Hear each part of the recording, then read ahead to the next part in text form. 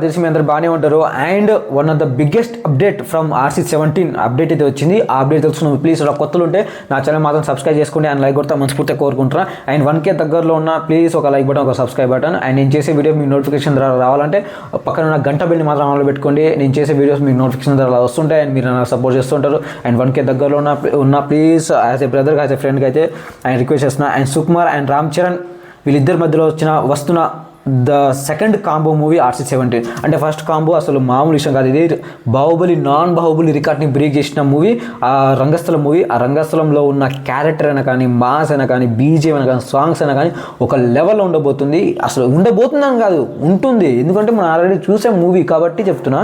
And దాదాపుగా ఈ యొక్క మూవీ 400 crores పెట్టి తీస్తున్నారు. ఏంటిది? RC17 బడ్జెట్ వచ్చేసి దాదాపుగా 400 crores.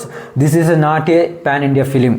ఇది RC17 పాన్ ఇండియా ఫిలిం అస్సలు కాదు. Pan world film, international film. ఇది ఒకటి గుర్తుపెట్టుకోండి.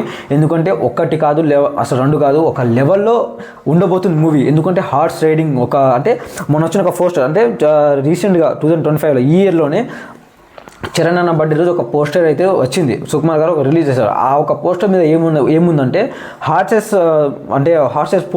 పిక్చర్స్ అయితే ఉన్నాయి. ఆ ఒక అంటే ఒక హార్సెస్ రైడింగ్ అయినా కానీ, ఏదైనా సరే ఒక అంటే గుర్రాల మధ్య జరిగే యుద్ధం అయినా కానీ, ఏదైనా సంథింగ్ ఇస్ బిగ్, అంటే చాలా పెద్దగా ఉందన్నమాట.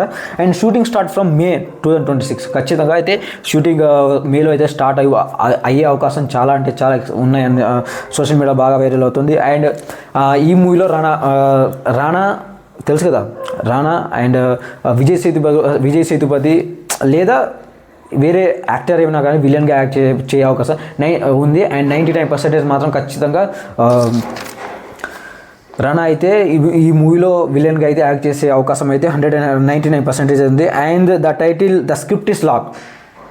The script is lock. ఎందుకంటే దుబాయ్లో ఈ యొక్క మూవీ అప్డేట్ స్క్రిప్ట్ అయితే అయిపోయిందన్నమాట. అంటే అది స్క్రిప్ట్ స్టోరీ ఎక్స్ప్లెయిన్ చేయడం కానీ, నరేషన్ ఇవ్వడం కానీ అయిపోయింది నిజంగా. అంటే దుబాయ్లో అంటే ఒక 10 days బ్యాక్ అయితే అయిపోయింది.